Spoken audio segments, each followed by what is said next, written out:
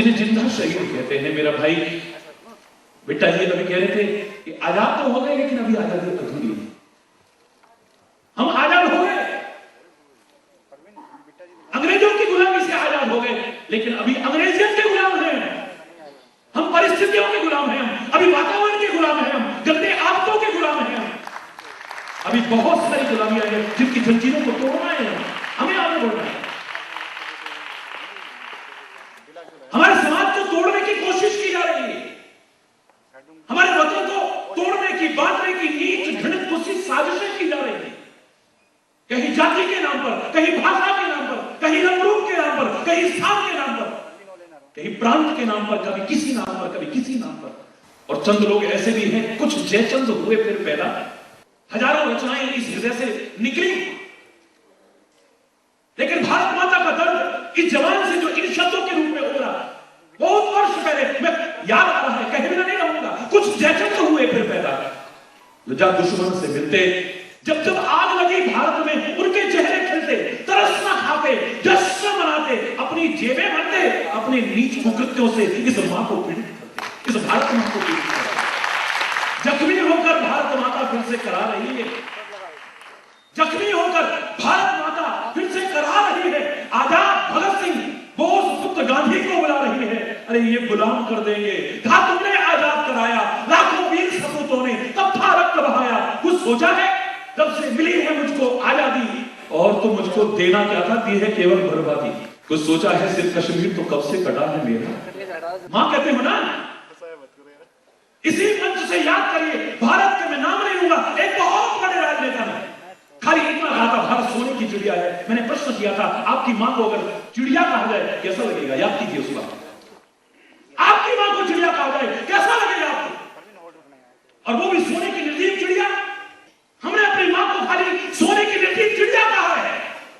मेरा इससे विरोध नहीं है, जहां जाल जाल पर सोने की चिड़िया करती है बसेरा, वो भारत देश है।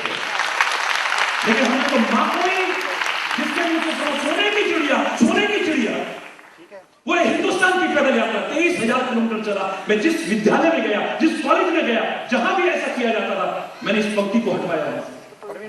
3 वर्ष की उस पद यात्रा के दौरान हमने अपनी मां को सोने की चिड़िया कहा, निर्जीव चिड़िया कहा, और अपने आप को खाली बुलबुल कहा।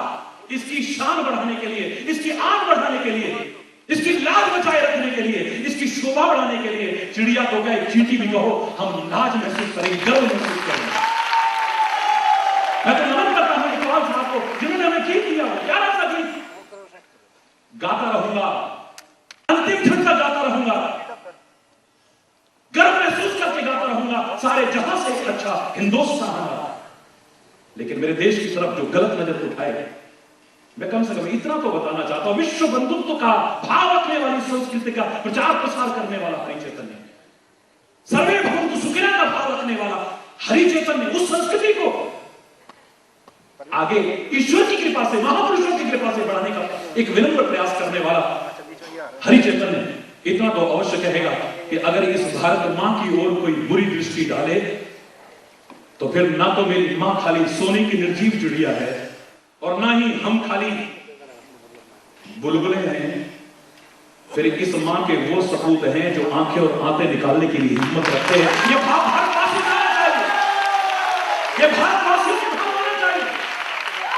कुछ सोचा है, कुछ सोचा है, सिर्फ कश्मीर तो कब से कटा है मेरा। मां कहते हो, अपने मां के स्वरूप को देखा है कभी? वो तस्वीर जो आप बनाते हो, उस तस्वीर को देखा है कभी? एक बार मेरी आंखों का चश्मा लगा करके देखो, क्या दशा है। कुछ सोचा है, सिर्फ कश्मीर तो कब से कटा है मेरा, पूरा पश्चिम हाथ कटे हैं, सारा वस्त्र फटा है मेरा। कुछ सोचा है, सिर्फ कश्मीर तो कब से कटा है मेरा, पूरा पश्चिम हाथ कटे हैं, सारा वस्त्र फटा है मेरा। अरे और न काटो, और न बांटो, और न जख्म बढ़ाओ, तुम थोड़ी भी यदि लाज है बाकी, मुझे मां की लाज बचाओ। और न काटो, और न काटो, और न बांटो, और न जख्म बढ़ाओ, तुम थोड़ी भी यदि लाज है बाकी। वस्त्र का दान किसको करो? अगर परमात्मा ने तुमको इतने दे रखे हैं कि तुम्हारी निर्जीव दीवारें तक कपड़े पहनती हैं, खिड़कियां तक कपड़े पहनती है, टेलीविजन कपड़ा पहनता है, कुर्सी मेज तक कपड़े पहनती है, और अगर तुम्हारा पड़ोसी नंगा रहता है तो धिक्कार है, एक वक्त उसको भी दिया होता। दान शब्द की व्याख्या आज दुर्भाग्य से संत महापुरुष कहलाने वाले भिखार है, एक वक्त उसको भी दिया होता। दान शब्द की व्याख्या आज दुर्भाग्य से संत महापुरुष कहलाने वाले भिखारी बन गए होंगे, हो सकता है, वरना ये दर दाता का दर है, कोई भिखारी का दर नहीं है। संत का दर, सतगुरु का दर, परमात्मा का दर, ये दाता का दर है, भिखारी का दर नहीं। और ईश्वर की कृपा से, अभिमान से नहीं कह रहा हूं, क्षमा चाहते हुए कहूंगा कि ये हाथ कभी किसी के हाथ के नीचे ना आया था, ना आ रहा है, और जब तक ये श्वास है किसी के हाथ के नीचे कभी हाथ आएगा नहीं।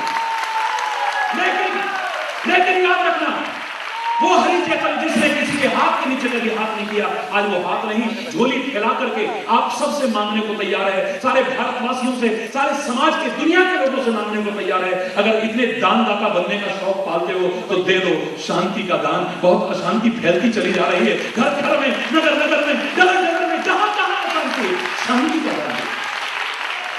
अशांति के घटक बनने की हमें से कोई कोशिश न करे, शांति का साम्राज्य स्थापित करने में अपना महत्वपूर्ण अंशदान देने की कोशिश करें हम सभी।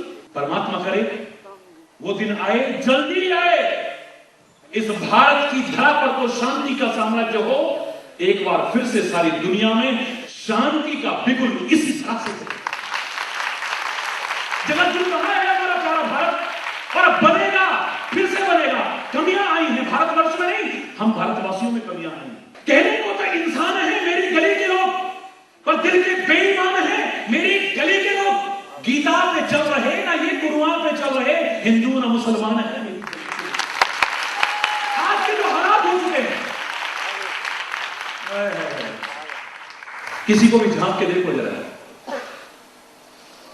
गीता पे चल रहे ना ये कुरान पे चल रहे, हिंदू ना मुसलमान है मेरी गली के लोग। किसने जलाया आशियां वो पूछ रहे हैं, ये आग किसने लगवाई है, दंगा किसने भड़काया है।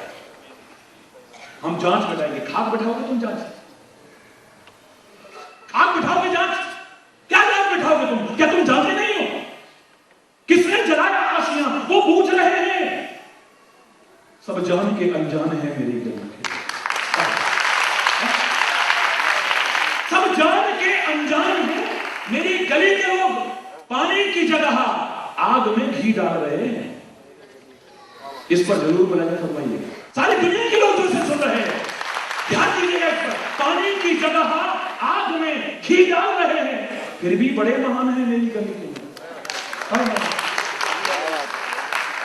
पानी की जगह आग में घी डाल रहे हैं, फिर भी बड़े महान हैं मेरी गली के लोग। छोटी छोटी बातों में आपस में लड़ रहे और लड़ा रहे, मुझे लगता है ये तो बड़े नादान है मेरी गली के लोग। अब तो मज़हब कोई ऐसा भी चलाया जाए, जो मजहब है उनको नमन, बहुत श्रद्धा से, आदर से, लेकिन मजबूर होना पड़ता है वर्तमान के हालात को देख करके कि अब तो मजहब कोई ऐसा भी चलाया जाए जिसमें इंसान को इंसान बनाया जाए। अब तो मजहब कोई ऐसा भी चलाया, जहां ना कोई हिंदू हो, ना मुसलमान हो, ना सिख हो, ना ईसाई हो, ना जैन हो, ना बौद्ध हो, ना पारसी हो, भारतीय हो, एक इंसान हो, बस यही हो रहा है। भारत में रहने वाला हर भारतीय हो, हिंदुस्तानी हो। अब तो मजहब कोई ऐसा भी चलाया जाए जिसमें इंसान को इंसान बनाया जाए। अब तो मजहब कोई ऐसा भी चलाया जाए जिसकी खुशबू से महक जाए पड़ोसी का भी घर, जिसकी खुशबू से महक जाए पड़ोसी का भी घर। इस बगिया अब ऐसा खिलाया, जिसकी खुशबू से महक जाए पड़ोसी का भी घर, फूल इस बगिया अब ऐसा खिलाया, अब तो मजहब कोई ऐसा भी चलाया जाए जिसमें इंसान को इंसान बनाया जाए। वर्तमान हालात पे नजर दौड़ाइए कि आग बहती है अब यहाँ गंगा में और यमुना में। हम लोग भी हमेशा से आवाज उठाते रहे, हमारे संतों महापुरुषों ने ऋषियों ने आवाज उठाई गंगा के लिए, तो मैं उन्हें भी बधाई देना चाहूंगा, धन्यवाद देना चाहूंगा और आप सबको भी बधाई देना चाहूंगा कि हमारी पवित्र देव नदी गंगा जी राष्ट्रीय धरोहर घोषित हुई है, लेकिन ये फिर से साफ हो जाए, पूरी तरह से सक्रियता से इसके लिए हो, इसके लिए आह्वान भी करता हूं। आग बहती है अब यहां गंगा में और यमुना में। कभी रघुनाथ मंदिर में आग लगती है, कभी अक्षरधाम में आग लगती है, कभी बनारस में आग लगती है, कभी वहां लगती है। उन दलितों ने इन पवित्र स्थलों को भी नहीं छोड़ा है, जहां जाते थे लोग कि परमात्मा हमारी जान की रक्षा करना, हमारी रक्षा करना। हम नहीं जानते थे कि वहां जाकर के भी हमारी जान चली जाए। आग बहती है अब यहां गंगा में और यमुना में, कोई बतलाए कहां जाके नहाया जाए, कोई बतलाए कहां जाके नहाया जाए। अब तो मजहब कोई ऐसा भी चलाया जाए। अंतिम शेर अर्ज है, और भी है लेकिन इसका प्रमुख इरशाद, वाह क्या बात है, आचार्य जी ने कर दिया, बहुत सुंदर, धन्यवाद, बहुत बहुत धन्यवाद। कि हो मेरे प्यार का कुछ ऐसा असर तुझ पर भी, हो मेरे प्यार का कुछ ऐसा असर तुम पर भी, सब पर भी, और हो तेरे प्यार का कुछ ऐसा असर मुझ पर भी। तू रहे भूखा तो मुझसे भी न खाया जाए, और मैं रहूं भूखा तो तुझसे भी न खाया जाए।